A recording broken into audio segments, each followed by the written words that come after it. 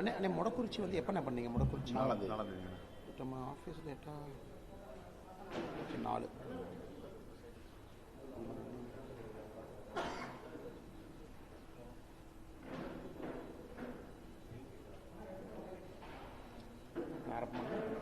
ஆனால் நீங்கள் ரெடினா ஆரம்பிக்கலாம்.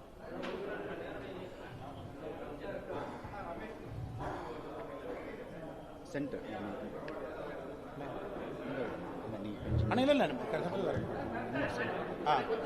எப்படி வரணுமா? அப்படியே கூட ஆனால் நீங்கள் ஆரம்பிக்கலானே அண்ணே. பத்திரிகை அன்பர்களுக்கு எங்களுடைய வணக்கங்கண்ணா. இன்றிலிருந்து நம்ம தேர்தல் முடியும் வரை பாரதிய ஜனதா கட்சி சார்பாக தினமும் நான் ஏதோ ஒரு இடத்துல பத்திரிகையாளர் சந்திப்பு முறையாக அமர்ந்து இந்த சந்திப்பை நம்ம நடத்துவோங்கன்னா, தமிழ்நாட்டில் எங்கே இருக்கிறோமோ அங்கே. ஏன்னா நம்முடைய தலைவர்கள்லாம் வேட்பாளராக எல்லாருமே பிஸியாக இருக்கிறாங்க. அதே போல் திரு பியூஷ் கோயல் அவர்களும் எங்கே அவைலபிளாக இருக்கிறாங்களோ தினமும் அவங்களும் ஒரு பத்திரிகையாளர் சந்திப்பு நடத்துவாங்க. காரணம் வந்து நிறைய நம்முடைய முதலமைச்சர் அவர்கள், உதயநிதி ஸ்டாலின் அவர்கள், அக்கா கனிமொழி அவர்கள் நிறைய பேசுகிறாங்க. நிறையா சரியான தகவல்களை கூட தரவுகள் இல்லாமல் மக்கள் மன்றத்தில் பேசுகிறாங்க. அதையெல்லாம் கூட தினமும் மக்கள் மன்றத்தில் உண்மையை சொல்லணும். ஏன்னா வாக்கு செலுத்தக்கூடிய தமிழக மக்கள் ஒரு இன்ஃபார்ம்டு சாய்ஸ் யோசித்து வாக்களிக்கணும் அப்படிங்கிறதுக்கான முயற்சி. இன்று பாரதிய ஜனதா கட்சியினுடைய எல்லா வேட்பாளர்களும் மொத்தம் 27 இடத்துல பாரதிய ஜனதா கட்சி போட்டியிடுதுங்க.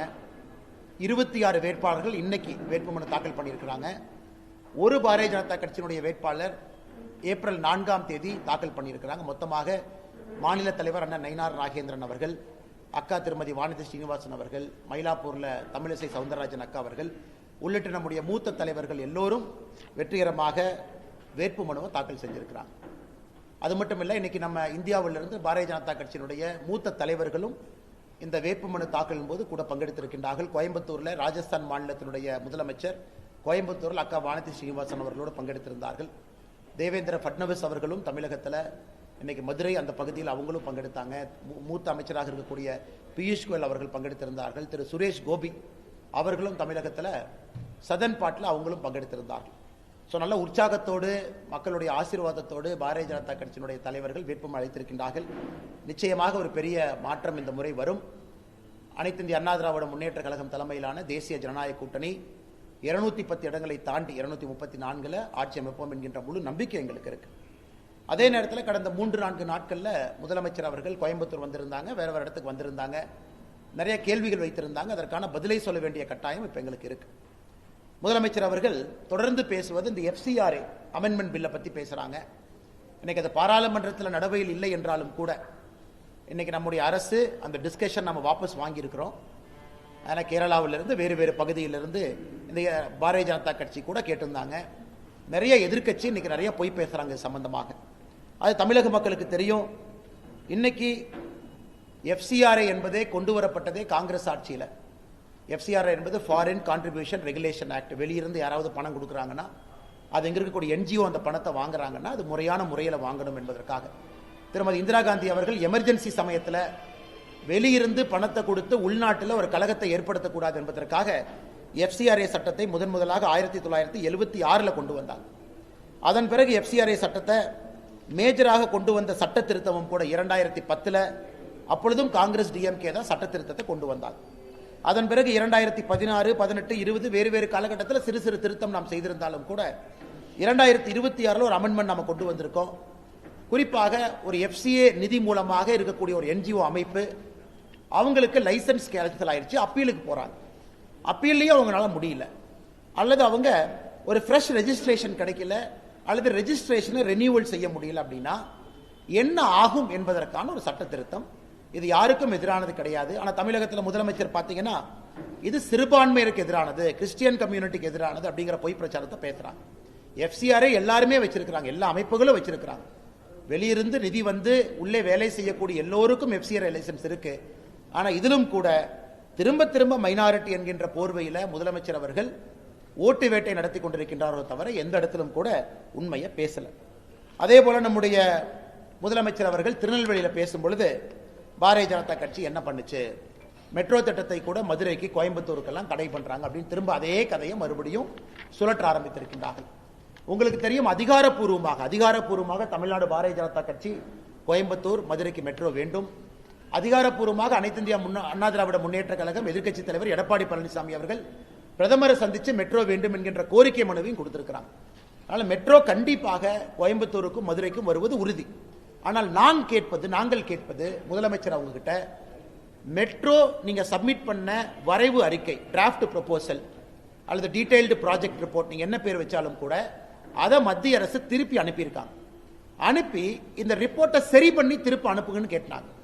இன்னைக்கு ஆட்சி மன்றத்தில் இருந்த நீங்கள் அந்த ரிப்போர்ட்டை திருப்பி அனுப்பிச்சீங்களா இல்லையா மக்கள் மன்றத்தில் சொல்லுங்க. அதாவது மத்திய அரசு உங்களுக்கு திருப்பி அனுப்பின கடிதத்தில் இந்தந்த லாக்குனா இருக்கு, இந்தந்த ப்ராப்ளம் இருக்கு, குறிப்பாக கோயம்புத்தூரை பொறுத்தவரை என்னென்ன பிரச்சனை இருக்குன்னு மென்ஷன் பண்ணியே கொடுத்தாங்க. கோயம்புத்தூரை பொறுத்தவரை ரைட் ஆஃப் வே நீங்க சரியா அதை மென்ஷன் பண்ணல, ரெவென்யூ எப்படி வரும்னு நீங்க சொன்னீங்க அதுவும் சரியா மென்ஷன் பண்ணல, அதே போல மக்கள் தொகை அடிப்படையில் 2011 சென்சஸை நீங்க அடிப்படையில் வச்சு சொல்லியிருக்கிறீங்க, இன்னைக்கு மக்கள் தொகை ஏறி இருக்கு, 2 மில்லியன் 20 லட்சத்தை தாண்டி இருக்கு அப்படிங்கிற எத்தனையோ விஷயத்தை குறிப்பிட்டும் கூட மாநில அரசு எங்களுக்கு தெரிந்தவரை இதுவரை அந்த ரிப்போர்ட்டை சரி பண்ணி திரும்ப அனுப்பல. அப்படி இருக்கும் பொழுது திராவிட முன்னேற்ற கழகத்துக்கோ முதலமைச்சர் ஐயா ஸ்டாலின் அவர்களுக்கோ மெட்ரோவை பற்றி பேசக்கூடிய எந்த அருகதையும் இல்லை என்றுதான் நாங்கள் சொல்லுகின்றோம், நாங்கள் கருதுகின்றோம். தமிழக மக்கள் அப்படித்தான் நினைக்கிறாங்க. அடுத்து நீங்க பாத்தீங்கன்னா, நான் பத்திரிகையாளர் நண்பர்கள் யாரும் நான் தப்பா சொல்ல, ஆனா நீங்க நண்பர்கள் தப்பா நினைச்ச கூடாது, நான் ஒரு ஆர்குமெண்ட்டுக்காக உங்க முன்னாடி வைக்கிறேன். இப்ப கொஞ்ச நேரத்துக்கு முன்னாடி திமுக சார்ந்து இருக்கக்கூடிய சன் நியூஸ் அவங்க ஒரு செய்தி போடுறாங்க. தேர்தல் நேரத்தில் எப்படி செய்தி போடுறாங்கன்னா, என் செல்போன்ல பாருங்க, தமிழ்நாட்டில் PM ஸ்ரீ கேந்திரிய வித்யாலயா, அதுல ஹிந்தி சொல்லிக் கொடுக்க ஆசிரியர் 52 பேர் இருக்காங்க, சான்ஸ்கிரிட் ஆசிரியர் 15 பேர் இருக்கிறாங்க, ஆனா தமிழ் சொல்லிக் கொடுக்கிறவங்க 0 தான் இருக்கிறாங்கன்னு இந்த மாதிரி ஒரு கார்டு போடுறாங்க. ஆனா அந்த கட்சியை சார்ந்த, உங்களுக்கு தெரியும், அந்த கட்சியை சார்ந்த திராவிட முன்னேற்ற கழகத்தினுடைய MP டாக்டர் கலாநிதி வீராசாமி பாராளுமன்றத்தில் கேள்வி எழுப்புறாங்க, இந்த PM ஸ்ரீ பள்ளியில கேந்திரிய வித்யாலயால தமிழ் சொல்லிக் கொடுக்க ஆசிரியர்கள் இருக்கிறாங்களான். அதற்கு நம்முடைய அரசு எழுத்துப்பூர்வமாக திரு ஜெயந்த் சௌத்ரி அவர்கள், minister of state, ministry of education எழுத்துப்பூர்வமாக சொல்றாங்க, தமிழ்நாட்டில் அட்டானமஸ் ஆர்கனைசேஷனாக இருக்கக்கூடிய தமிழ் விர்ச்சுவல் அகாடமி மூலமாக 46 கேந்திரிய வித்யாலயால தமிழகத்தில் 40 கேந்திரிய வித்யாலயால தமிழ் படிக்க முடியும் என்கின்ற தரவை கொடுக்கிறாங்க. அது மட்டும் இல்ல, மிச்ச இடத்துல கான்ட்ராக்சுவல் டீச்சர்ஸ், அதாவது அவங்க முழுமையான பணியில் இல்லை என்றாலும் கூட கான்ட்ராக்சுவல் டீச்சர்ஸ் நம்ம கொண்டு வந்திருக்கோம். 31 கேவியில நேரடியா பிசிக்கல் மோடுல, ரிமைனிங் கேவியில விர்ச்சுவல் மோடுல, 46 கேவியில 40 கேவியில தமிழ் மூலமாக படிக்க முடியும். அப்படி அதிகாரப்பூர்வமாக நாம் ஒரு திராவிட முன்னேற்ற கழகத்தினுடைய MP அவர்கள் எழுப்பி இருக்கக்கூடிய கேள்விக்கு நம்ம பதில் சொல்றோம். ஆனா இன்னைக்கு திட்டமிட்டு ஊடகத்தில் தவறான செய்திகளை அவங்க பரப்பும் பொழுது, அது மக்கள் மன்றத்தில் இந்த எலெக்ஷன் நேரத்தில் அது மக்கள் அந்த செய்தியை பார்க்கும் பொழுது ஏதோ பாரதிய ஜனதா கட்சி தமிழுக்கு எதிராக இருக்கிறது, தமிழ்நாட்டுக்கு எதிராக இருக்கிறது அப்படிங்கிற பிம்பத்தை ஏற்படுத்தும். அதனால் நாங்கள் தேர்தல் ஆணையத்துக்கும் இந்த நேரத்தில் நாங்கள் கம்ப்ளைண்ட் பண்ண இருக்கிறோம். குறிப்பாக இந்த ஊடகத்தில் தவறான ஒரு செய்தியை தேர்தல் நேரத்தில் வேண்டுமென்றே போடுவது ஊடக தர்மத்திற்கும் எதிரானது, அதே நேரத்தில் தேர்தல் நடத்தை விதிக்கும் எதிரானது என்பதை எங்களுடைய சென்னையில் இருக்கக்கூடிய தலைவர்களுக்கு பிளாக் பண்ணியிருக்கோம். முக்கிய தலைவர்கள் எலெக்ஷன் கமிஷனோடு கான்டாக்ட்ல இருக்கிறாங்க, அவங்களும் போய் இன்னைக்கு தேர்தல் ஆணையத்தில் கொடுத்து சட்டப்படி நடவடிக்கை எடுக்க வேண்டும் என்று சொல்வார். அடுத்து முதலமைச்சர் அவர்கள் கோயம்புத்தூருக்கு வந்திருந்த பொழுது திரும்ப அதே புராணத்தை பாடிட்டு போயிருக்கிறாங்க. கோயம்புத்தூருக்கு பாரதிய ஜனதா கட்சி எதுவுமே செய்யல, நாங்க எதுவுமே செய்யல. அந்த கேள்விக்கு பதில் சொல்றதுக்கு முன்னாடி இன்னொரு கேள்வியை நான் சொல்றேன். இன்னைக்கு கோயம்புத்தூருக்கு செந்தில் பாலாஜி அனுப்பிச்சிருக்காரு கோயம்புத்தூர் தெற்கு தொகுதியில் போட்டியிடுவதற்கு. கரூர்ல என்ன சொல்றாரு முதலமைச்சர், கரூர் எல்லாம் சுத்தி வளைச்சிட்டாரு, எதுவுமே விட்டு வைக்கல, என்ன சுத்தி வளைச்சாருன்னு எனக்கு தெரியலீங்க, அதனால இப்ப கோயம்புத்தூர் பக்கம் சுத்தி வளைக்கிறதுக்கு அனுப்புறோம். ஆனா ஆச்சரியம் என்னன்னா, நீங்க பாருங்க, கோயம்புத்தூர் தெற்கு தொகுதியில வேட்பு மனு கொடுத்திருப்பவர்கள் பட்டியல் எடுத்து பார்க்கும் பொழுது 18 சுயேட்சை வேட்பாளர்கள் கரூருக்காரங்க இங்க வந்து வேட்பு மனு தாக்கல் பண்ணியிருக்கிறாங்க. 18 பேர் கோயம்புத்தூர் தெற்கு தொகுதியில 18 பேரு கரூரை சார்ந்தவர்கள் கோயம்புத்தூர் தெற்கு தொகுதியில சுயேட்சை வேட்பாளர். என்ன வேலை அவங்களுக்கு இங்க? அவங்கள படிச்சீங்கன்னா வேட்பு மனு தாக்கல் பண்ணவங்க சுயேட்சை பார்த்தீங்கன்னா விக்னேஸ்வரன், TNHB காந்தி கிராமம் கரூர், முகமது இஸ்மாயில், கன்னார சந்து, மாவடியான் கோவில் தேரு Karur, Babu 444D railway colony Karur, Praveenkumar Arunachalam Nagar Pasupathi Palayam Karur, Suryakumar DSP quarters, எல்லாமே TNHB சுத்தியே தாக்கல் பண்ணியிருக்கிறாங்க கரூர். பெருமாள் கோவில் ஸ்ட்ரீட்டு, நெரூர், ராஜபாண்டியன், இந்த மாதிரி Vijayan, Jothivadam east street, Uppadamangalam, Karur. So 18 பேர்த்த எப்பவுமே ஒரு வேட்பாளர்கள் சில இடத்துல போடுவாங்க, சுயேட்சை வேட்பாளர்கள் போடுவாங்க, மாற்று வேட்பாளர்கள் போடுவாங்க. ஆனால் எந்த அளவுக்கு இன்னைக்கு கோயம்புத்தூரில் அநியாயம் நடந்து கொண்டிருக்கிறது என்றால், திரு செந்தில் பாலாஜி போட்டியிடக்கூடிய கோயம்புத்தூர் தெற்கு தொகுதியில் 18 சுயேட்சை வேட்பாளர்கள் கரூர்ல இருந்து வந்து போட்டி போடுறாங்க. எதுக்கு? அவங்க வேட்பாளராக போட்டி போட்டா அவங்களுக்கு ஒரு அத்தாரிட்டி கிடைக்கும், ஒரு பாஸ் கிடைக்கும், அவங்க பூத் ஏஜென்ட் போட்டுக்கலாம், இலவசமா பொருளை கொண்டு வீடு வீடா குடிக்கிறது. யாராச்சும் என்னப்பா கரூர்காரங்க என்னப்பா பண்றீங்கன்னு கேட்டா, இல்லைங்கன்னா நாங்கெல்லாம் தேர்தலில் போட்டி போடுறோம். இதெல்லாம் அந்த அமாவாசை காலத்து டெக்னிக்கெல்லாம் 2026 தமிழக சட்டமன்ற தேர்தலில் கரூரை சார்ந்திருக்கக்கூடிய செந்தில் பாலாஜி அவருடைய அடியாட்களை, கரூரில் இருக்கக்கூடிய கட்சிக்காரங்களை சுயேட்சை வேட்பாளராக போட்டியிடக்கூடிய தொகுதியில் இறக்கி விட்டு, நாயப்படி இதற்கும் எலெக்ஷன் ஆணையம் ஐடி கார்டு இதெல்லாம் கொடுப்பாங்க. வேட்பாளர் என்கின்ற போர்வையில் கோயம்புத்தூர் மக்களை உள்ள இறங்கி இந்த இலவசங்களை அளித்து இதன் மூலமாக அங்க இருக்கக்கூடிய அமைதியை குலைப்பதற்கான முயற்சி நடக்குது. அதனால கோயம்புத்தூர் தெற்கு தொகுதியாக இருக்கட்டும், எந்த தொகுதியாக இருக்கட்டும், என இலவச பொருட்களை இந்த மாதிரி போர்வையில வந்து கொண்டு வரக்கூடியவங்க மீது கடுமையான சட்ட நடவடிக்கை எடுக்கணும். அதையும் கூட தேர்தல் ஆணையத்திற்கு பாரதிய ஜனதா கட்சியினுடைய எங்களுடைய மாவட்ட தலைவர் திரு ரமேஷ் அவங்க இருக்கிறாங்க, அவர்களும் இது எழுத்துப்பூர்வமாக கொடுக்க இருக்கிறாங்க. இவங்க மேல கண்காணிப்பு வைக்கணும், வாட்ச் வைக்கணும். உள்ளூர்ல இருக்கிறாங்க, சுயேட்சா போடுறாங்க, யாரு வேணாலும் எங்க வேணாலும் நிக்கலாங்கண்ணா. தேர்தல் ஆணையத்தின்படி 234 தொகுதியில் யாரு வேணாலும் எங்க வேணாலும் நிக்கலாம், தவறு கிடையாது. ஆனா 18 பேர் ஒரே ஊர்ல வந்து இன்னொரு ஊர்ல நிக்கிற அநியாயத்தை ஃபர்ஸ்ட் டைம் இந்தியாவில் பார்த்தா நான் பாக்குறேங்கன்னா, அதையும் தேர்தல் ஆணையம் கவனித்துக் கொண்டிருக்கின்றார்களா என்கின்ற கேள்வியும் இந்த நேரத்தில் நாங்கள் எழுப்ப வேண்டிய கட்டாயம் இருக்கு. அதை தாண்டி முதலமைச்சர் அவர்கள் கோவையில பேசும் பொழுது, கோயம்புத்தூருக்கு நம்ம எதுவுமே கொடுக்கலைன்னா, உங்களுக்கு தெரியும் சர்வதேச விமான நிலைய விரிவாக்கம் 2550 கோடி, கோயம்புத்தூர் ரயில்வே நிலைய மறுசீரமைப்பு 800 கோடி, போத்தனூர் ரயில் நிலைய மேம்பாடு 224 கோடி, கோயம்புத்தூர் இருகூர் ரயில் பாதை 38 கோடி, கரூர் கோயம்புத்தூர் பசுமை வழிச்சாலை 3500 கோடி, கோயம்புத்தூர் சிதம்பரம் சாலை அகலப்படுத்தல் 275 கோடி, கோயம்புத்தூர் கிழக்கு பைபாஸ் 750 கோடி, இஎஸ்ஐசி மருத்துவக் கல்லூரி 580 கோடி, எம்எஸ்எம்இ தொழில்நுட்ப மையம் 162 கோடி. அறிக்கை கொடுத்துறோங்கன்னா ஸ்மார்ட் சிட்டி திட்டம் 1000 கோடி, பிரதம மந்திரி வீடு வழங்கும் திட்டம் கோவை மாவட்டத்தில் மட்டுமே 31,578 குடும்பங்கள், அம்ருத் திட்டத்தில் 1029 கோடி, 80 திட்டங்கள் முடிவடைஞ்சிருக்கு. சுவநிதி திட்டத்தில் சாலையோர வியாபாரிகள் கோயம்புத்தூர் மாவட்டத்தில் 31,725 பேர் பயன்பெற்றிருக்கிறாங்க. தொழில் முனைவோருக்கான கடன் உதவி திட்டம், பிரதமருடைய முத்ரா திட்டம், இதுவரைக்கும் கோயம்புத்தூருக்கு மட்டுமே 3,04,990 அப்ளிகேஷன் நம்ம கொடுத்திருக்கோம். இந்திரதனுஷ் திட்டம் அதிலையும் நாம் கொடுத்திருக்கின்றோம். சென்னை, பெங்களூரு, கோவை, கொச்சி தொழில் வழித்தடம் 3806 கோடி, குழாய் மூலமாக நீர் வழங்குதல் அதிலும் பெரும் பகுதியை நம்ம செலவு பண்ணியிருக்கோம். பிரதமருடைய மலிவு விலை மருந்தகங்கள் கோவை மாவட்டத்தில் மட்டுமே 104, தமிழ்நாடு முழுவதும் 1579, இந்த ஒரு மாவட்டம் மட்டுமே 104. ஜனனி சுரக்ஷா திட்டம், அதுல கோயம்புத்தூர்ல 12,497 பயனாளிகள், கர்ப்பிணிகள், குழந்தைகள் இருக்கிறாங்க.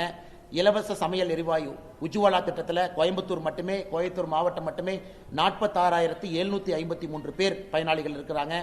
கோயம்புத்தூர்ல சிறு குறு நிறுவனங்களுக்கு மட்டுமே கடன் உதவியாக 2024-25 32,490 கோடி ரூபாய் கொடுத்திருக்கோம். பிரதமருடைய விவசாய கௌரவ நிதி கோயம்புத்தூர் விவசாயிகளுக்கு 228 கோடி. பிரதமருடைய சூரிய மின் திட்டம் கோயம்புத்தூர்ல மட்டுமே 7,984 வீடு. கோயம்புத்தூரில் வழங்கப்பட்ட ஆயுஷ்மான் காப்பீடு அட்டை 4,31,348 பேருக்கு 5 லட்சம் ரூபாய் இன்சூரன்ஸ் அட்டை கொடுத்திருக்கோம். 70 வயதுக்கு மேல் இருக்கக்கூடிய, அதாவது அனைத்தும் ஃப்ரீயாக இருக்கக்கூடிய ஆயுஷ்மான் திட்டம் கோயம்புத்தூர்ல மட்டுமே 28,550. கோயம்புத்தூர்ல மட்டுமே பிரதமருடைய திறன் வளர்ச்சி திட்டம் கோயம்புத்தூர்ல மட்டும் 207 பயிற்சி மையம் இருக்கு. இவ்வளவு விஷயங்கள் பாரதிய ஜனதா கட்சி கோயம்புத்தூருக்கு செய்திருக்கும் பொழுது, எப்படி ஒரு மாநிலத்தினுடைய முதலமைச்சர் வாய்க்கூசாம கோயம்புத்தூர்ல மீட்டிங் போட்டு கோயம்புத்தூருக்கு நாம் எதுவுமே செய்யவில்லை என்கின்ற பொய்யையும் பரப்பிவிட்டு சென்றிருக்கின்றார்கள். அதனால் அருமை சொந்தங்களே, பத்திரிகை நண்பர்களே, நாங்க தொடர்ந்து இந்த டெய்லி நடக்கக்கூடிய பத்திரிகையாளர் சந்திப்பில் திரு முதலமைச்சர் அவர்களாக இருக்கட்டும், எதிர்க்கட்சி நண்பர்கள் சொல்லக்கூடிய பொய்யை உடனுக்குடன் உங்களுக்கு நாங்கள் சொல்றோம். ஏன்னா காரணம், மக்கள் வாக்கு செலுத்தும் பொழுது உண்மையெல்லாம் தெரிஞ்சுக்கிட்டு சரியான முறையில் வாக்கு செலுத்தணும், சரியான நபர்களுக்கு வாக்கு செலுத்தணும். இந்த முறை தேசிய ஜனநாயக கூட்டணிக்கு முழுமையாக வாக்கு செலுத்துவார்கள் என்கின்ற முழு நம்பிக்கை எங்களுக்கு இருக்கு. இதை தாண்டி உங்களுக்கு கேள்வி இருக்குங்கன்னா நீங்க கேட்கிற கேள்விக்கு பதில் சொல்றேன்.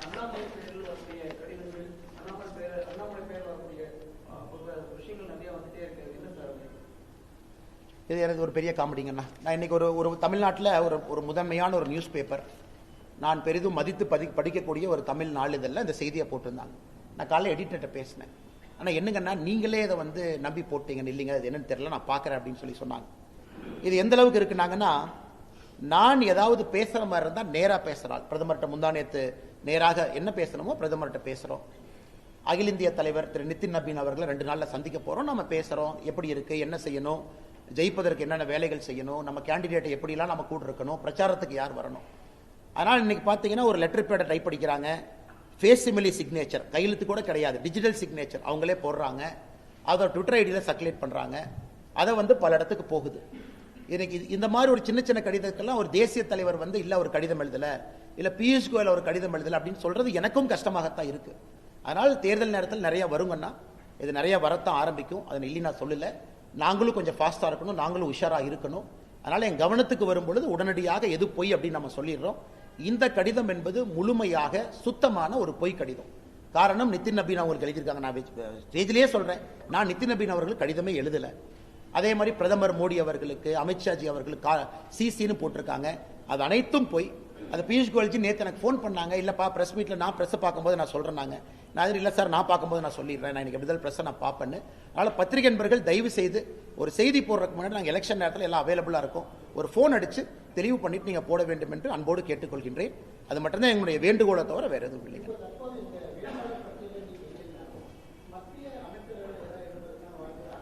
ஆனால் இன்னைக்கு இல்லைங்க, நான் கட்சியினுடைய முடிவு, நம்ம நிறைய பேர் நிறையா விஷயம் சொல்கிறீங்க, நிறையா பேசிட்டாங்க, பொலிட்டிக்கல் கமெண்டேட்டர்ஸ் இதை பற்றிலாம் சொல்லிட்டாங்க. நான் கட்சிக்கு ரொம்ப நாளைக்கு முன்னாடியே நான் வேண்டுகோள் விடுத்திருந்தேன், இந்த முறை நான் கேம்பெயின் பண்ணுறேன்னு. கட்சி அதை ஏற்றுக்கிட்டு கேரளா, புதுச்சேரி 3 நாள் கேரளா போயிட்டாங்கன்னா, நாளைக்கு காலையிலையும் கேரளாவில் தான் இருக்கேன், புதுச்சேரி 3 நாள், நாளைக்கு மத்தியானம் புதுச்சேரியில் இருக்காங்கன்னா, தமிழ்நாடு 9ஆம் தேதி ஆரம்பித்து 21ஆம் தேதி வரை தொடர்ந்து எல்லா நாளும் கேம்பெயினில் தான் இருக்க போகிறோம் அக்ராஸ் தமிழ்நாடு. கட்சியும் அதை ஏற்றுக்கிட்டு இந்த வேலையை செய்யணும்னு சொல்லிட்டாங்க. அதனால எல்லா வேட்பாளர்கள் இங்கே போட்டியிடுவது மகிழ்ச்சி. அதில் நிறைய பேர் ஜெயிச்சு சட்டமன்றத்துக்கு போகணும். இன்னைக்கு நிறைய அந்த பொய் செய்தியெல்லாம் வருதுங்கிறதுக்காகத்தான் இன்னைக்கு எஸ்பி வேலுமணி அண்ணன் அவர்கள் தாக்கல் செய்த நாமினேஷன் ஃபார்ம்ல அவர் கூட இருந்து நான் அந்த வேட்புமனுவை அவரோடு சேர்ந்து அண்ணனுக்கு ஆதரவாக தாக்கல் செய்து விட்டு வந்தோம். இங்க இருக்கக்கூடிய எல்லா அனைத்து இந்திய அண்ணா திராவிட முன்னேற்ற கழகத்தினுடைய எல்லா வேட்பாளர்கள், கூட்டணி கட்சியினுடைய எல்லா வேட்பாளர்களுக்கு ஆதரவாக நான் உட்பட பாரதிய ஜனதா கட்சியினுடைய எல்லா தலைவர்கள் தொண்டர்களும் பணி செய்வார்கள். அது எங்களுடைய கடமை. ஆனால் வருத்தம் எது இல்லைங்கண்ணா. காரணம், எல்லா தேர்தலில் எல்லாருமே போட்டியிட முடியாதுங்கண்ணா. இன்னைக்கு இது பாரதிய ஜனதா கட்சி 27 இடத்துல போட்டிடுறோம். பெரும்பான்மையான இடத்துல அனைத்து இந்திய அண்ணா திராவிட முன்னேற்ற கழகம் போட்டிடுறாங்க. அவங்களுக்கு சப்போர்ட் பண்ண வேண்டிய தேர்தல் இது. கட்சி 2025 மார்ச்சில் அந்த முடிவு எடுத்துட்டாங்க. டெல்லியினுடைய பாரதிய ஜனதா கட்சியினுடைய தலைவர்கள் இப்படித்தான் இந்த தேர்தல் இருக்கணும் அப்படின்னு முடிவு எடுத்துட்டாங்க. கடந்த 1.5 ஆண்டுகளாக நீங்க பார்க்குறீங்க, இதுக்கு முழுமையாக கட்டுப்பட்டு கட்சி எடுத்திருக்கக்கூடிய முடிவை சக்சஸ் பண்றதுக்காக வேலையில முழுமையாக இறங்கியிருக்கேன். ஆனால் கட்சிக்கு எப்பவோ தெரியும், என்னுடைய கோரிக்கை ஏற்று கட்சி இந்த வேலையை செய்யணும்னு சொல்லியிருக்காங்க. அதுவும் பிடித்தமான பிரச்சார வேலையை செய்து கொண்டிருக்கின்றேன். அது எனக்கு ரொம்ப சந்தோஷம். அது மட்டும் இல்லைங்கன்னா, இன்னொன்று நம்ம தெளிவான சொல்லியிருந்தாங்கன்னா, உதாரணத்துக்கு 23ஆம் தேதி நம்ம தேர்தல் நடத்தப்படும் பொழுது நான் எந்த பூத்தில் எங்க இருக்கிறேனோ அந்த பூத்தில் இருக்கக்கூடிய அதிமுக வேட்பாளருக்கே நான் பூத் ஏஜென்ட் அன்னைக்கு போய் இருக்கிறேன் அப்படின்னு நம்ம வீட்டுக்கு நம்ம பிஆர்ஜி அருண்குமார் அண்ணன் எங்களுடைய இந்த கவுண்டபாளையம் தொகுதியினுடைய வேட்பாளராக இருக்காங்க, அவங்ககிட்ட நான் சொல்லித்தான் அனுப்பினேன், நீங்கள் ஆதரவே கேட்கக்கூடாது, நாங்கள்லாம் வேலை செய்கிறோம்னு. நான் தெளிவாக இருக்கின்றேன். இந்த தேர்தலில் ஏன் ரோல் என்ன, ஏன் பங்கு என்ன, கட்சியினுடைய வேலை என்ன செய்யணும் அப்படிங்கிறத தெளிவாக இருக்கோங்கன்னா அந்த வேலையை கச்சிதமாக செஞ்சு கொடுத்துருவோம்.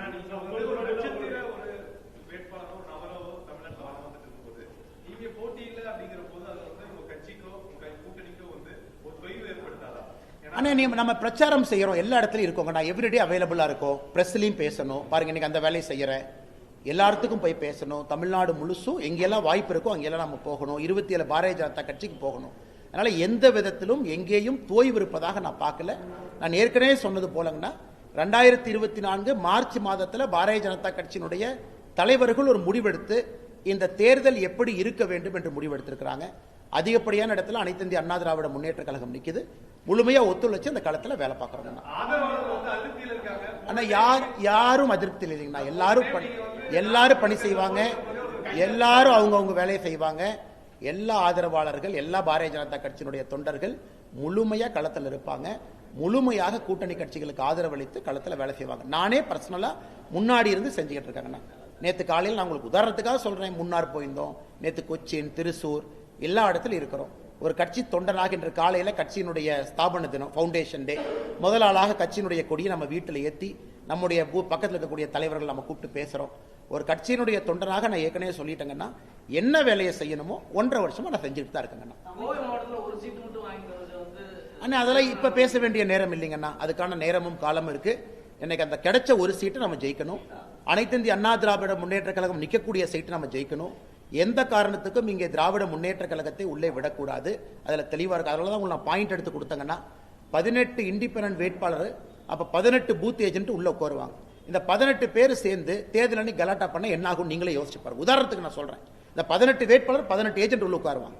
18 பேர் ஒரு பூத்தில் உட்கார்ந்து கலாட்டா பண்ண எப்படி தேர்தல் நடத்த முடியும்? இதையெல்லாம் தடுப்பது எங்கள் வேலை. தொண்டனாக நாங்கள் செய்வோம்.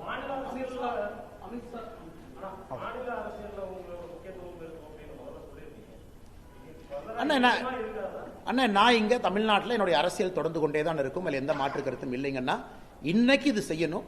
மிச்சதெல்லாம் மே 4ஆம் தேதிக்கு பிறகு பேசுவாங்கன்னா முதல்ல நம்முடைய கூட்டணி ஜெயிக்க வைக்கணும். நம்முடைய தொண்டர்கள் ஜெயிச்சா தானே அரசியல் பண்ண முடியும். இந்த 27 பேரும் ஜெயிச்சா தானே அரசியல் பண்ண முடியும். நம்ம கூட்டணி ஆட்சிக்கு வந்தா தான் அரசியல் பண்ண முடியும். அந்த வேலையை முதல்ல செய்வாங்கன்னா மிச்சதெல்லாம் அப்புறம் பேசுவாங்க. ஆனா அவர் அதை கேட்டே சார். ஆனா பிரதமரை பொறுத்தவரை தமிழகத்தில் உறுதிப்பட்டிருக்கக்கூடிய டேட் 15ஆம் தேதி ஏப்ரல் பிரதமர் அவர்கள் கன்னியாகுமரியில் பிரச்சாரம் பண்றாங்க. இது ஏற்கனவே நம்முடைய தலைவர்கள் தொண்டர்கள் நம்ம சொல்லியிருக்கோம். கோயம்புத்தூர் வர்றாங்க. கோயம்புத்தூர் கன்னியாகுமரி முடித்தவுடன் சில நாட்களில் கோயம்புத்தூர் வர்றாங்க. அந்த டேட்டை முறையாக நம்முடைய தலைவர்கள் அறிவிப்பாங்க. இப்போதைக்கு பிரதமர் 15 ஏப்ரல் கண்டிப்பா கன்னியாகுமரிக்கு வர்றாங்க. கன்னியாகுமரி முடிந்து சில நாட்களில் கோயம்புத்தூர் வர போறாங்க. கோயம்புத்தூர்லயும் ஒரு பெரிய பிரச்சாரம் இருக்கும். அந்த கோயம்புத்தூருக்கான டேட் ஃபர்ம் அப் பண்ணி உங்களுக்கு சொல்லிடுறோம். அண்ணா ஆனா கோயம்புத்தூர் மக்கள் வெளியிருந்து யார் வந்தாலும் ஏத்துக்கிறாங்கண்ணா, இல்லைன்னா இல்ல. அன்போடு பண்போடு பாசத்தோடு பரிவோடு இந்த மக்களுக்கு சேவை செய்யணும்னு நினைச்சா ஏத்துக்கிறாங்க. ஆனா நான் உறுதியாக சொல்லுகின்றேன், கோயம்புத்தூர்ல செந்தில் பாலாஜி அவர்களை தோற்கடிக்க போவது கோயம்புத்தூர் மக்கள் என்று சொல்வதை விட கோவை திமுக காரங்க என்பதில் நான் உறுதியா இருக்கேன். கோயம்புத்தூர் மாவட்டத்தினுடைய திராவிட முன்னேற்ற கழகத்தினுடைய தொண்டன் தலைவர்கள் யார் இருக்கிறாங்க, அவங்க செந்தில் பாலாஜியை கோயம்புத்தூர் தெற்கு தொகுதியில் தோற்கடிப்பது உறுதி. எதுக்குன்னு நீங்க கேட்டீங்கன்னா நான் சொல்றேன். இவங்க எப்படி வாங்கியிருக்காங்கன்னு பாருங்க. அவங்க சீட்டு ஸ்ட்ரக்சரை பாருங்க. அதாவது சிங்கானல்லூரில் இருக்கக்கூடிய ஒரு பழைய வேட்பாளர் ஏற்கனவே சட்டமன்ற உறுப்பினராக தூக்கி அப்படி குப்பை வீசுற மாதிரி வீசியாச்சு அவரை. அங்க புதுசா ஒருத்தர் மாவட்ட செயலாளர், அவர் சம்பந்தம் இல்லாம அவரை கொண்டு போய் கோயம்புத்தூர் நார்த், ஏன்னா அவர் கைப்பாவையாக இருக்கின்றார். இவர் சம்பந்தம் இல்லாத கோயம்புத்தூர் சவுத். அப்புறம் சிங்கானல்லூர் கவுண்டபாளையமும் காங்கிரஸ் நீங்க நெல்லுங்க. ஸோ இதுல இருந்தே அரசியல் தெரிஞ்ச உங்களுக்கும் எனக்கும் எல்லாத்துக்குமே தெரியும் திராவிட முன்னேற்ற கழகத்தினுடைய கேம் இங்க என்ன அப்படின்னு. இன்னைக்கு செந்தில் பாலாஜி என்ன நினைக்கிறாருன்னா, கோயம்புத்தூர்ல அவரு மட்டும் ஜெயிக்கணும், வேற யாரும் ஜெயிக்கக்கூடாது. ஒருவேளை திமுக ஆட்சிக்கு வந்துச்சுன்னா அமைச்சர் அவரு மட்டும் வாங்கிக்கணும், வேற யாருமே போட்டிக்கு இருக்கக்கூடாது. அதனால அவரும் தோற்பார். கோயம்புத்தூரிலும் திராவிட முன்னேற்ற கழகம் தோற்கும். அதை கோயம்புத்தூர் திமுக காரங்களே தோக்கடிச்சு காட்டுவாங்க. நீங்க 18 உங்க கோயம்புத்தூர்ல இருக்கக்கூடிய திமுக காரங்களை நம்பி நீங்க சுயேட்சை வேட்பாளர் போட முடியாம கரூர்ல இருந்து சுயேட்சை வேட்பாளர்காரன் நீங்க போடுறீங்கன்னா கோயம்புத்தூர்ல இருக்கக்கூடிய மானமுள்ள திமுக காரன் இதை ஏத்துக்குவானா நான் கேட்கறேங்கண்ணா. திமுகவும் நாங்களும் எதிரிகள் தான். நாங்க ரெண்டே சித்தாந்த அடிப்படையில் எதிரி தான். ஆனா திமுகவும் அரசியல் கட்சி, அங்க இருக்கிற தொண்டனுக்கும் ஒரு உணர்வு இருக்கு, அவங்களும் கொடியை பிடிச்சு அரசியல் பண்றாங்க. ஒரு மானமுள்ள திராவிட முன்னேற்ற கழகத்தினுடைய தொண்டன் 18 சுயேட்சைகள் கரூரிலிருந்து செந்தில் பாலாஜிக்கு ஆதரவாக கோயம்புத்தூர் தெற்கு தொகுதியில் போட்டியிடுவதை கண்டிப்பாக ஏற்றுக்கொள்ள மாட்டார்கள். விளைவு தேர்தலில் தெரியும்.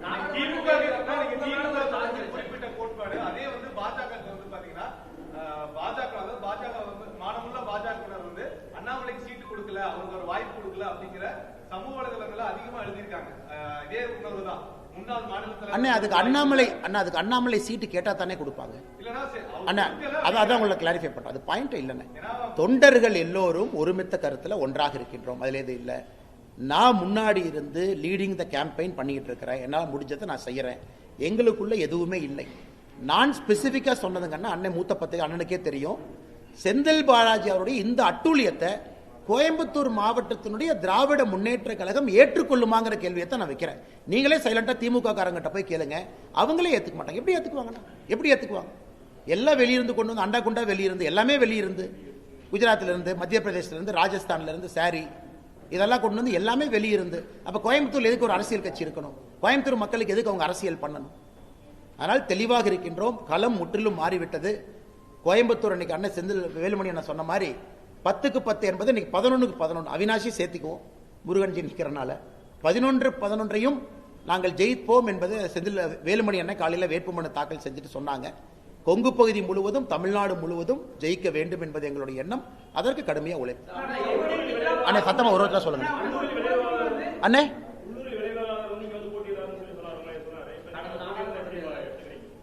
அண்ணா அதான் நான் சொல்றேங்கண்ணா, அதாவது அந்த எப்பவுமே இந்த கிரீக் பிலாசபி படிச்சிங்கன்னாங்கன்னா, ஒரு ராஜா வந்து பக்கத்து நாட்டை பிடிப்பான், அப்ப தப்பிச்சுக்குவான்.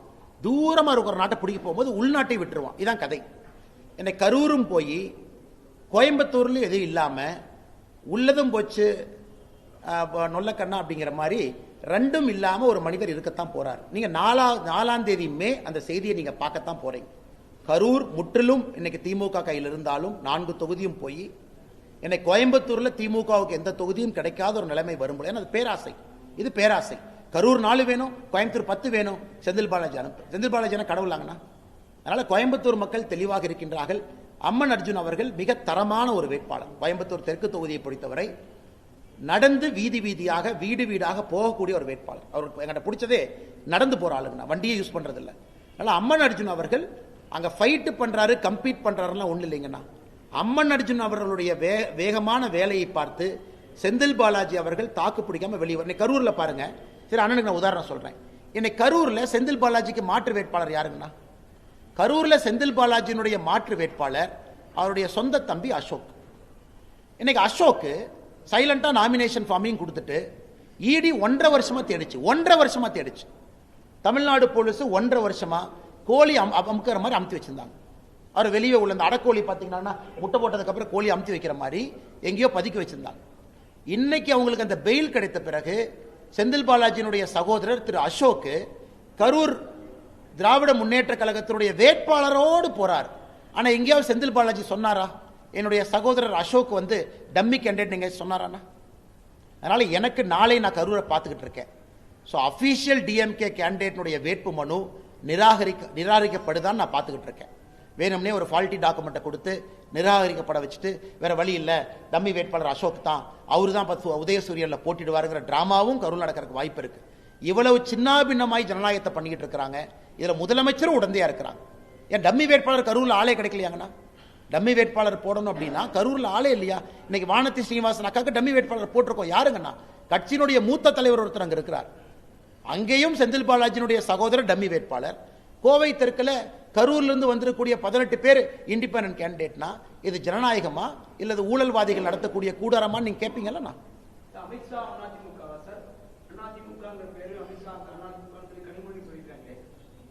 கனிமொழி அக்காவே சீட்டு கிடைக்கலன்னு ரொம்ப சோகத்தில் இருக்கிறாங்க. ஏன்னா நீங்க சர்ச் ஃபாதர் எழுதுறாரு லெட்டர் மு.க. ஸ்டாலின் ஐயாவுக்கு, இந்த முறை கனிமொழி அவர்களுக்கு நீங்க சீட்டு கொடுத்தா தான் உண்மையான சமூக நீதி. அதனால் முதலமைச்சர் அவர்கள் எந்த காரணத்திற்கும் கூட திருமதி கனிமொழி அக்கா அவர்களுக்கு சீட்டு கொடுப்பதற்கு தயாரா இல்லை. என்ன பெண்ணியம் பேசுறாங்கன்னா அவங்களே எக்ஸ்பிரஸ் பண்றாங்க, நான் வந்து எம்பி வேண்டாம் எம்எல்ஏ நிக்கிறேன்னு. அதே அவங்க பண்ணல. இவங்க என்ன பேசுறாங்க? ஏன்னா உதயநிதி ஸ்டாலின் காம்படிஷனா வந்துருவாங்க. திருமாவளவன் அவர்கள் அவர் எம்பியா இருக்கக்கூடிய அவரு போய் நாமினேஷன் ஃபார்மை தூக்கிட்டு போறாரு காட்டுமன்னார் கோவிலுக்கு. திருமாவளவன் அவர்களை மிரட்டி அந்த வேட்பு மனு வாபஸ் வாங்க வச்சிருக்கிறாங்க. இதை ஏன் நான் சொல்றேன்னாங்கன்னா, புதுச்சேரியில மொத்தம் 30 இடங்கண்ணா. 16 இடத்துல காங்கிரஸ் நிக்குது, 14 இடத்துல கூட்டணி கட்சி நிக்குது. அவர்களுக்குள்ள கூட்டணி உடன்படிக்கை எட்டாத காரணத்தினால திருமாவளவன் 3 இடத்துல எக்ஸ்ட்ரா போட்டி போடுறார். 3 இடத்துலயும் பானை சிம்பிள் கொடுத்தாச்சு. மார்க்சிஸ்ட் கம்யூனிஸ்ட் கட்சி 3 இடத்துல எக்ஸ்ட்ரா போடுது. காங்கிரஸ் 6 இடத்துல போட்டி போடுறாங்க. நேத்து திருமாவளவன் புதுச்சேரியில் எப்படி பிரச்சாரம் பண்றாருன்னா, தயவு செய்து யாரும் விடுதலை சிறுத்தைகள் கட்சிக்கு ஓட்டு போட வேண்டாம், பானை சின்னத்திற்கு ஓட்டு போட வேண்டாம், கட்சியினுடைய கட்டுப்பாட்டை மீறி 3 பேர் போட்டி போடுறாங்கன்னு. அதனால திருமாவளவன் நிலைமையை நினைச்சு பார்த்தா எனக்கே பாவமா இருக்கு. ஒரு கட்சியினுடைய தலைவர் கட்சிக்கு ஓட்டு கேட்பாரு, ஆனா திருமாவளவன் புதுச்சேரியில 3 பேர்த்துக்கு எக்ஸ்ட்ரா ஓட்டு போடாதீங்கன்னு சொல்றாரு. தமிழ்நாட்டில் கொடுத்த வேட்பு மனுவை வாபஸ் வாங்கக்கூடிய நிலைமையில திருமாவளவன் அவங்க இருக்கிறாங்க. இதுதான் தமிழகத்தினுடைய சமூக நீதி. ஏன்னா இங்க மேடம் இருக்கிறாங்க, ஒரு ஆங்கில பத்திரிகைக்கு திருமாவளவன் அவர்கள் பேட்டி எடுத்த போது என்ன சொன்னாங்க? தமிழ்நாடு அரசியல் களம் மாறுது, கூட்டணி ஆட்சிக்கு வாய்ப்பு இருக்கிற மாதிரி தெரியுது, அப்ப என்னுடைய குரல் அங்க இருந்தா தான் சரியா இருக்கும். அப்ப இவர் என்ன எதிர்பார்த்தாரு? டிஎம்கே மெஜாரிட்டிக்கு வராது, நாமளும் போட்டு எம்எல்ஏ ஆயிக்கலாம், ஒரு கொலிஷன் கவர்மெண்ட் வந்தா ஒரு மினிஸ்டரோ டெப்டி சிஎம் வாங்கிக்கலாம் ஐடியா பண்ணார். இன்னைக்கு திமுக ஏங்க இதெல்லாம் வெளிப்படையா சொல்றீங்க, நம்ம ஆட்சிக்கு வர மாட்டோம்னு மக்களுக்கு தெரியும், நீங்க எதுக்கு வெளிப்படையா அந்த மாதிரி சொல்றீங்க, அதனால நீங்க வேட்புமனு வாபஸ் வாங்குங்கன்னு அண்ணன் திருமாவளவன் அவர்களை கொச்சைப்படுத்தி இருக்கின்றார்கள், கேவலைப்படுத்தி இருக்கின்றார்கள். தமிழகத்தில் இருக்கக்கூடிய தலித் சமுதாயத்தினுடைய பெருமக்கள் இதை பார்த்து கொண்டிருக்கின்றார்கள். SC/ST சமுதாயத்தினுடைய தலைவர்கள் தொண்டர்கள் பார்த்து கொண்டிருக்கின்றார்கள். அவருடைய தலைவருக்கு நடந்த அநியாயம் இது சமூக நீதிக்கு எதிரானது என்பது எங்களுடைய கருத்து. அண்ணா கோயம்புத்தூர்ல பட்டி போட முடியாதுங்கண்ணா, ஏன்னா சவுத்துல இடம் இல்லை. அதை கரூர் திமுக காரங்க வந்து பார்த்தாங்க, பட்டி போடுற இடம் இருக்குமா ஒரு 4 நாள் ரெக்கி பண்ணாங்கன்னா, ஆனா சவுத்துல பட்டி போடுறதுக்கு இடம் இல்லாதனால அதை கைவிட்டிருக்கிறாங்க. ஸோ கோயம்புத்தூர் அந்த சவுத் ரொம்ப ஒரு கன்ஜஸ்டடான ஒரு ஏரியாங்கண்ணா, நிறைய வீடுகள் பக்கத்தில் இருக்கு. அதனால இன்னைக்கு பார்த்தீங்கன்னா, நேற்று நான் பார்த்தேன் அரவக்குறிச்சியினுடைய வேட்பாளர், அதிமுகவுடைய வேட்பாளர் அண்ணன் அவங்க செல்வகுமார் அவர்கள் நேற்று பட்டி போட்ட இடத்துல வெளியே நின்று பேசிட்டு இருந்தார். தென்னிலை பக்கத்தில் இடத்துல பட்டி போட்டு அடைச்சு வச்சிருந்தாங்க, அங்கேயே போய் வண்டி நிறுத்தி அந்த வேட்பாளர் செல்வகுமார் அவங்க பேசிட்டு இருந்தாங்க. கோயம்புத்தூர்ல ட்ரை பண்ணாங்க, ஆனா கோயம்புத்தூர்ல பட்டி போடுவதற்கு இடம் இல்லாதனால அதை விட்டுருக்காங்க.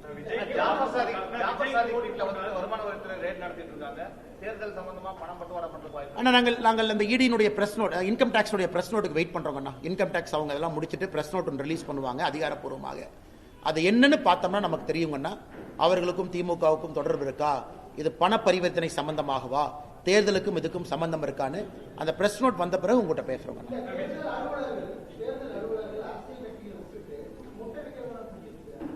அண்ணே அது ரொம்ப கஷ்டம் தானே. நேற்று பிரச்சாரத்தில் கூட அண்ணே சொன்னார், அண்ணே ஹாஸ்பிட்டலுக்கு போயிட்டு இருந்தேனே 50,000 ரூபாய் பணம் வச்சிருந்தே பிடிச்சி கொண்டே உட்கார வச்சுட்டாங்கண்ணே. அதனால தேர்தல் ஆணையம் கொஞ்சம் மனிதாபிமான அடிப்படையில் வேலை பார்க்கணும். ஏன்னா இது தேர்தல் நேரத்தில் மட்டும் கம்பீரமாக வர்றாங்க தேர்தல் ஆணையம். உண்மையால எத்தனையோ அரசியல் கட்சிகள் இலவசத்தை கொடுக்குறாங்க, எந்த இலவசத்தை பிடிச்ச மாதிரி எனக்கு தெரியல. கோயம்புத்தூர் தெற்கு தொகுதியில் எவ்வளோ அநியாயம் பண்ணுறாங்க, அவனுங்க எல்லாத்தையும் போய் பிடிக்கணும். ஆனால் அப்பாவி பொதுமக்கள் மாட்டுறாங்க. ஆனால் எலெக்ஷன் நேரத்தில் நாமளும் கேர்ஃபுல்லாக தாங்கன்னா இருக்கணும். ஏன்னா சொல்லுவாங்களா, பணமரத்து கீழே உட்கார்ந்தா கூட கல் குடிக்கணும்னு நினச்சிக்குவாங்களாமா. பணமரத்து கீழே உட்கார்ந்தா கூட, ஆனால் நாம் பணமரத்துக்கு பக்கத்தில் உட்காரக்கூடாது. அதனால் தேர்தல் நேரத்தில் பொறுப்புணர்வோடு பணம் எடுத்துகிட்டு போனால் கூட தயவு செஞ்சு கொஞ்சம் குறைவாக எடுத்துகிட்டு போங்க, கரெக்டாக டாக்குமெண்ட்டோடு எடுத்துகிட்டு போங்க. பொதுமக்களுக்கு நிறைய இடத்துல தொந்தரவு ஆகுது, இல்லை என்று சொல்லவில்லை. தேர்தல் ஆணையம் அதை கருத்தில் கொள்ளணும். அண்ணா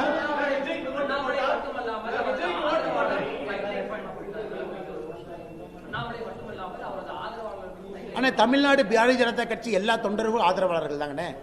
அங்க இருக்கக்கூடிய எல்லா தலைவர்களும் ஆதரவாளர்கள் தான். இதில் என்ன பிரித்து சொல்றீங்க? எல்லாரும் நம்முடைய தொண்டர்கள், எல்லா நம்முடைய சகோதர சகோதரிகள், எல்லோரும் வெற்றி பெற்று எல்லோரும் போகணும். நான் தான் அதிகாரப்பூர்வமாக உங்கள்கிட்ட சொல்லிட்டேன், நான் சீட்டு கேட்கல, ரொம்ப நாளைக்கு முன்னாடியே கட்சியிட்ட சொல்லிட்டேன். உங்களுக்கு டவுட்டா இருந்தா நீங்க தலைவர்கிட்ட கிளாரிஃபை பண்ணலாம். பியூஷ் கோயல் கிட்ட அண்ணாமலை சொன்னது உண்மைங்களா நீங்க கிளாரிஃபை பண்ணுங்க.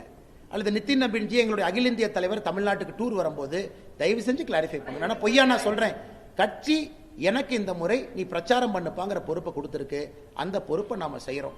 இதுல உண்மைக்கு புறம்பா யாரோ 2 பேர் ஒரு டிவியில கருத்து சொல்றாங்கன்னா அது உண்மையாயிருமாங்கன்னா, நீ கேட்கறதுக்காக நான் கிளாரிஃபை பண்றேன். எல்லோருக்கும் ஒரு பொறுப்பு. அதே போல இந்த முறை வேட்பாளரா சில பேர் இருக்கு. இல்ல அப்படின்னா 2029 லோக்சபா தமிழ்நாடு குறைந்தபட்சம் 59 லோக்சபா சீட்டு வரும், குறைஞ்சபட்சம் 59 லோக்சபா சீட்டு. அதுல இந்த முறை யாருக்கு வாய்ப்பு கிடைக்கலையோ பாரதிய ஜனதா கட்சியினுடைய தலைவர்கள் அடுத்த முறை போட்டிட்டு போறாங்க. அந்த எலெக்ஷன் 2 வருஷத்துல வரப்போகுது. இன்னைக்கு எம்எல்ஏ எலெக்ஷன்ல நிறைய தலைவர்கள் போட்டி போடுறாங்க. வாய்ப்பு கிடைக்காதவங்க 2029 லோக்சபால போட்டி போடுவாங்க. அங்கேயும் எங்களுக்கு தலைவர்கள் வேண்டும் அல்லங்கண்ணா. லோக்சபா எலெக்ஷன்லயும் பாரதிய ஜனதா கட்சி நிக்கணும் அல்லங்கண்ணா. இன்னைக்கு இந்த 1/3 உமன் ரிசர்வேஷன் பில் வந்தா தமிழ்நாடு குறைஞ்சபட்சம் 59 லோக்சபா சீட் உறுதியா 2029. அதனால அங்கேயும் போட்டியிடணும், எல்லா இடத்துலையும் போட்டியிடணும். எல்லா தலைவர்களுக்கும் தெரியும் யாரை எங்கே போட்டியிட சொல்ல வேண்டும் என்பது.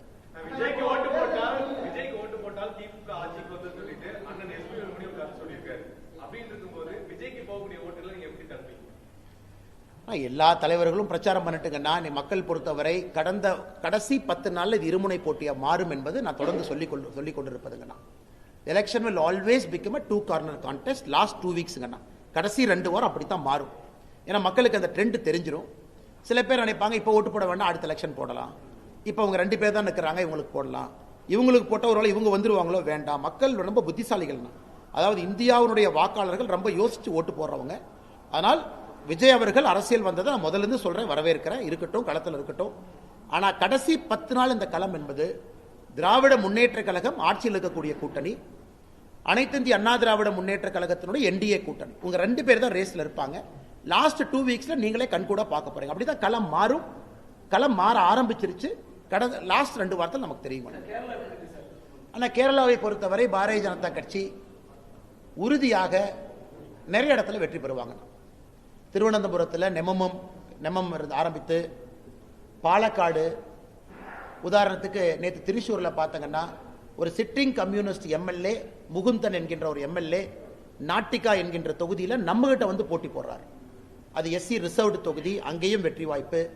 தேவிகுளத்தில் நம்ம தமிழ்காரர் ராஜேந்திரன் 3 முறை கம்யூனிஸ்ட் எம்எல்ஏவா இருந்தவர் 2026 பாரதிய ஜனதா கட்சி வேட்பாளராக போட்டி போடுறாரு.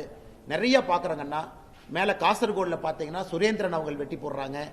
அப்புறம் முன்னாள் முதலமைச்சருடைய டாக்டர் அவங்க பாரதிய ஜனதா கட்சியில் திரிசூர் தொகுதியில் போட்டி போடுறாங்க. அதனால் நிறைய இடத்துல வெற்றி வாய்ப்புகள் இருக்கு. என்னை பொறுத்தவரை கேரளா பாரதிய ஜனதா கட்சிக்கு 2026 ஒரு திருப்பு முனையாக இருக்கும் என்பதில் எந்த மாற்று கருத்தும் இல்லை. முரளிதரன் அவருடைய தொகுதி ரொம்ப சிறப்பாக இருக்கிறது. அதே போல ஸ்ரீலேகா ஐபிஎஸ் ஆஃபீஸர், முன்னாள் டிஜிபி, அவங்க தொகுதி சிறப்பாக இருக்கு. ராஜீவ் சந்திரசேகர் அவங்க தொகுதி சிறப்பாக இருக்கு. நாங்கள் நிறைய எதிர்பார்க்கிறோம். கேரள மக்கள் அன்பை காட்டுவார்கள் நினைக்கிறோம்னா புதுச்சேரி உறுதியாக தேசிய ஜனநாயக கூட்டணி ஆட்சிக்கு வருது. உறுதியா 10 இடத்துல பாரதிய ஜனதா கட்சி இருக்கும். ஐயா என் ரங்கசாமி ஐயாவும் அதிக இடத்துல நிற்கிறாங்க. லட்சிய ஜனநாயக கட்சி 2 இடத்துல போட்டி போடுறாங்க. உறுதியா 30ல் 20க்கு குறையாம தேசிய ஜனநாயக கூட்டணி புதுச்சேரியில் ஆட்சியை மறுபடியும் பிடிப்போம். என்ன மனக்கசப்புனா? நான் வடக்கு தொகுதி கேட்டேன் யாருன்னா சொன்னாங்க? நான் வடக்கு தொகுதி கேட்டேன். அண்ணா ஒரு நிமிஷம், நான் வடக்கு தொகுதி கேட்டேன் யாருன்னா சொன்னாங்க? ஒருத்தர் கேட்டார் அண்ணே நாகர்கோவில் கேட்டீங்கன்னு, ஒருத்தர் கேட்டார் அண்ணே மொடக்குறிச்சி கேட்டீங்க, மொடக்குறிச்சி தலைவர் இங்க இருக்கிறாரு. ஒருத்தர் கேட்டார் அண்ணே நீங்க திருப்பத்தூர் கேட்டீங்கன்னு. அண்ணா தொண்டர்களுக்கு ஆர்வம் இருக்கலாம், தலைவர்களுக்கு ஆர்வம் இருக்கலாம். எலெக்ஷன்ல நம்ம போட்டியிடுவதற்காக விருப்பத்தையே கொடுக்காதப்ப நம்ம எந்த தொகுதி கேட்க போறோம்? வானதி அக்கா அவர்கள் வடக்கு தொகுதியில் எத்தனை நாளா வேலை பார்க்கறான்னு உங்களுக்கு தெரியும், எனக்கு தெரியும். கோயம்புத்தூருடைய சவுத் எம்எல்ஏவாக இருந்தாங்க. அவங்க நார்த்தில் வேலை பார்த்துட்டு இருந்தது எல்லோருக்குமே தெரியும். அவங்க அதில் முழுமையா இருந்தாங்க. நிறைய மக்கள் நல பணிகளை தொடர்ந்து செஞ்சுக்கிட்டு இருந்தாங்க. அதனால் இது ஊடகங்கள்ல ஒரு செய்தி எழுதும் பொழுது அதற்கு நான் ஒன்னொன்னுக்கு ரெஸ்பாண்ட் பண்ண அது சரியா இருக்காதுங்கண்ணா. அதனால எல்லோரையும் ஜெயிக்க வைப்பது எங்களுடைய கடமை. அந்த வேலையை செய்வோம்.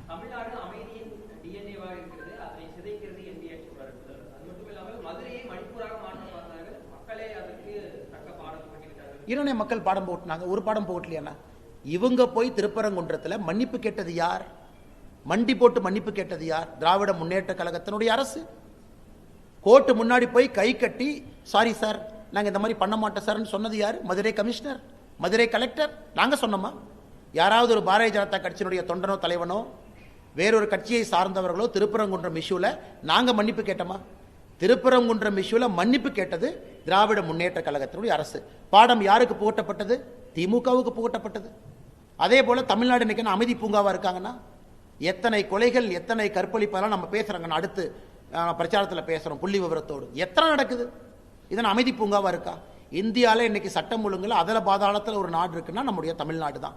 அதனால முதலமைச்சர் அவர்கள் எந்த ஊர்ல இருந்து பார்த்து பேசுறாருன்னு தெரியலீங்கன்னா அவர் இன்னும் கொஞ்ச நாள் ஒரு வாரம் சுத்தினாருன்னா களம் தெரிஞ்சிடும். இப்பதான் மக்களை முதல்ல பாக்குறாங்க. இத்தனை நாள் கட்சிக்காரங்களை தான் பார்த்துக்கிட்டு இருந்தார். ஒரு 10 நாள் தான் மக்களை பார்க்கறாங்க. அதனால முதலமைச்சருக்கே தெரியும் மக்களுடைய கோபம் எல்லை கடங்காத ஒரு கோபமாக இருக்கிறது என்பது அவருக்கு தெரியும். ஆனா எல்லாருக்குமே பண்றோம். இப்ப வேலுமணி அண்ணனுக்கு போய் நம்ம நாமினேஷன் ஃபார்ம் கொடுத்துட்டு வந்தாங்க. நான் கூட அண்ணன் கூட இருந்தோம். அண்ணனுக்கு ஆதரவு தெரிவிச்சிருக்கிறோம்.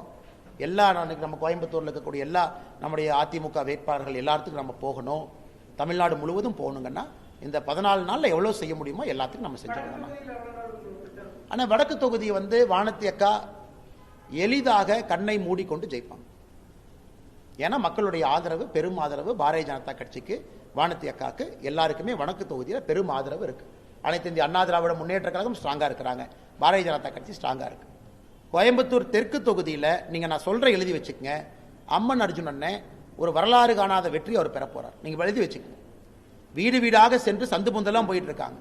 இவங்க அண்டாவை தூக்கிட்டு இங்கே 2 பேர் திமுக காரங்க ஓடிட்டு இருக்கிறாங்க. அதனால கோயம்புத்தூரை பொறுத்த வரைக்கும் எங்கேயுமே கடுமையான பிரச்சாரம் என்று சொல்வதை விட மக்களை சந்தித்து அன்பை கேட்டால் போதும், மக்கள் ஓட்டு போட்டுருவாங்க.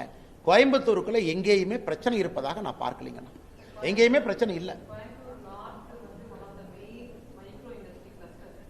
ஆமாங்க மேடம், அதை பத்தி நிறைய ஆர்டிக்கல் எழுதுறாங்க. இன்னைக்கு ஒரு பாரதிய ஜனதா கட்சியினுடைய எம்எல்ஏ அங்க கோயம்புத்தூர் நார்த் வந்த பிறகு குறைகள் இருக்கு, நான் இல்லைன்னு சொல்லலீங்க. எம்எஸ்எம்இக்கு நம்ம நிறைய பண்ணியிருக்கோம், நான் டேட்டாலாம் படித்தேன். இருந்தும் இந்த உலக காலச்சக்கரத்தில் எம்எஸ்எம்இ கொஞ்சம் பிரச்சனைகள் கோயம்புத்தூர்ல இருக்கு. ஒரு வலுவான குரலாக நம்முடைய சட்டமன்ற உறுப்பினர் அவங்க இருப்பாங்க. ஒரு ஸ்பெஷல் இன்ட்ரெஸ்ட் எடுத்து நாங்கள் சரி பண்ண போகிறோம். பண்ணிக்கிட்டே முடிஞ்சதை செஞ்சுக்கிட்டே இருக்கோம். ஏன்னா நிறைய இன்னைக்கு ஜியோ பொலிட்டிக்கல் ரிஸ்கில் கோயம்புத்தூருடைய எம்எஸ்எம்இ இருக்குது. அதனால் உறுதியாக தனி கவனம் கோயம்புத்தூருடைய எம்எஸ்எம்இக்கு நாங்கள் கொடுத்து உறுதியாக நாங்கள் அதை சரி செய்வோம் என்கின்ற நம்பிக்கையை நாங்கள் அளிக்கின்றோம்.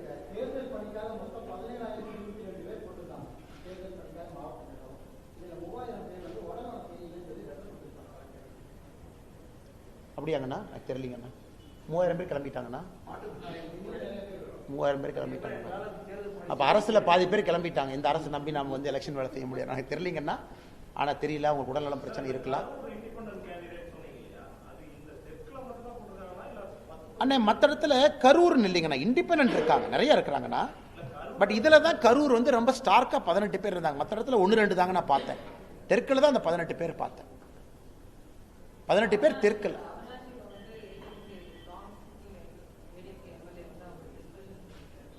நேற்று முருகன் ஐயா அவர்கள் முன்னாள் சபாநாயகரை வீட்டில் போய் சந்திச்சு ஐயாவுடைய காலில் விழுந்து ஆசீர்வாதம் முருகன் ஐயா வாங்கிட்டு வந்திருக்கிறாங்க. இன்னைக்கு மத்தியானம் மிக பிரம்மாண்டமான ஒரு வேட்புமனு தாக்கல் அவினாஷியில் நடந்திருக்கு. ஒரு 8000 பேர்த்துக்கு மேலே தொண்டர்கள் தலைவர்கள் வந்து திரு எல் முருகன் ஐயா அவர்களுக்கு பெரும் ஆதரவோடு வேட்புமனு விழா நடந்திருக்கிறது. ஆனால் அவினாஷியை பொறுத்தவரை கடந்த முறை எப்படி ஏடிஎம்கே 50,000த்திற்கு மேற்பட்ட வாக்கு வித்தியாசத்தில் வெற்றி பெற்றார்களோ இந்த முறை பாரதிய ஜனதா கட்சி ஏடிஎம்கே நாங்கள் இணைந்து அதை விட பெரிய மார்ஜினில் நம்ம ஜெயிக்க போகிறோம். நேற்றே ஐயா தனபால் அவங்களை சந்திச்சுட்டு வந்துட்டாங்க. அவரும் தனபால் அவர்களும் ஊடகத்தில் இந்த ரூமருக்கெல்லாம் முற்றுப்புள்ளி வைத்து அவரும் ஒரு செய்தி வெளியிட்டிருக்கிறாங்க. அதனால் எந்த பிரச்சனையும் இருப்பதாக நாங்கள் பார்க்கவில்லை.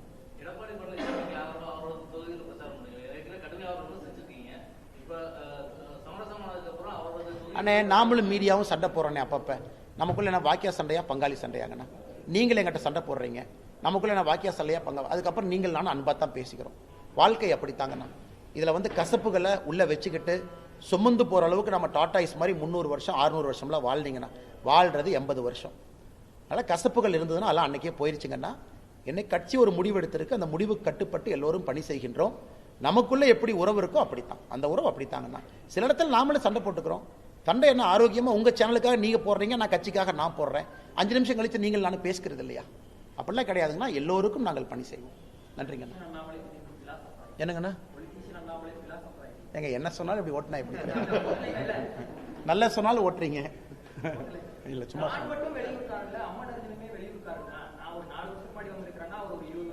அண்ணா அந்த வெளியூருக்காரர் உள்ளூர்காரருக்குள்ள நான் போகலீங்கண்ணா. நான் சொல்றேன், அந்த கேள்விக்கு தான் சொல்றேங்கண்ணா. வெளியூர் உள்ளூர் எலெக்ஷன்ல ஓகேங்கண்ணா, இட்ஸ் ஓகே.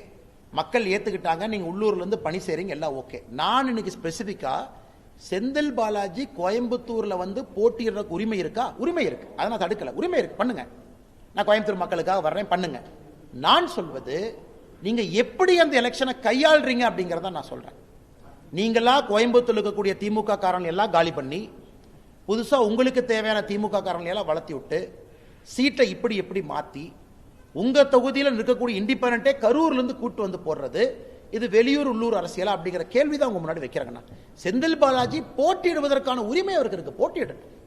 ஆனா போட்டியிடுகின்ற முறை இருக்குல்லங்கண்ணா, எல்லாமே இம்போர்ட் பண்ணித்தான் நான் பண்ணுவேன். லோக்கல் டிஎம்கே யாரையும் பக்கத்தில் கூட விட மாட்டேன், யாரையும் நான் நம்ப மாட்டேன் அப்படின்னு சொல்வது எப்படி உள்ளூரில் இருக்கக்கூடிய திராவிட முன்னேற்ற கழகத்தினுடைய தொண்டர்கள் தலைவர்கள் அதை ஏற்றுக்கொள்வார்கள் என்கிற குற்றச்சாட்டை தான் நாங்கள் வைக்கிறோம். நன்றிங்கண்ணா.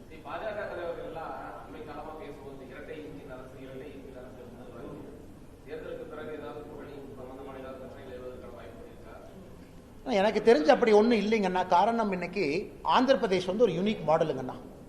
ஒரு மத்திய அரசோட ஒரு மாநிலம் இணைந்து சென்றால் வளர்ச்சி எப்படி இருக்கும் அப்படிங்கிறதுக்கு ஏபி ஒரு யூனிக் உதாரணம். அதை தமிழ்நாட்டில் 2026க்கு பிறகு நடக்கும் என்று முழுமையாக நாம் நம்புகின்றோம். மாநிலத்துக்கும் மத்திய அரசுக்கும் சில பிரச்சனைகள் இருக்கலாங்கண்ணா. சில எப்பவுமே டைவர்ஜென்ட் வியூஸ் இருக்கலாம். டெமோக்ரஸி இது, எல்லாரும் ஒரே மாதிரி சிந்திக்கணும் அவசியம் இல்லை. அந்த டைவர்ஜென்ட் வியூஸ் இருந்தாலும் கூட ஒரு கூட்டணிக்குள்ள எப்படி அதை அழகா கொண்டு போறோம் அப்படிங்கறதான் கேள்வி. அது சந்திரபாபு நாயுடு அவர்களுக்கும் நமக்கு இருக்கு. முதல்ல நம்ம இனிமையா இருந்த ஒரு காலத்துல பழைய தேர்தலில், இன்னைக்கு எல்லாம் புரிந்து கொண்டு ஒரே படகுல போறோம். அது ஆந்திர பிரதேஷ் மக்களுக்கு நன்மையா இருக்கு. அது தமிழ்நாடும் நடக்கும் என்கின்ற நம்பிக்கை எங்களுக்கு இருக்குங்க. பாப்போங்க.